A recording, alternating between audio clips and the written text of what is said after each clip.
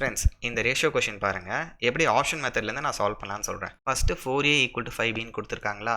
So 4a equal to 5bனா அப்போ a by b என்னவா இருக்கும். ஸோ a வந்து 5 பார்ட்ஸாக இருந்தால் b 4 பார்ட்ஸ். இதை மட்டும் நான் எடுத்துக்கிறேன். ஓகே, இப்போ ஃபஸ்ட் ஆப்ஷன் பாருங்கள், கேன்சல் பண்ணலாமா. 28 36ன்னு இருக்குது ab. So 4 டைம்ஸ்னா 7 4s are 28, 9 4s are 36. நமக்கு 5 4ன்னு வரணும், இது இல்லை. b ஆப்ஷன் பாருங்கள், அதே 4 டேபிளை கேன்சல் பண்ணால் 9 4s are 36, 7 4s are 28.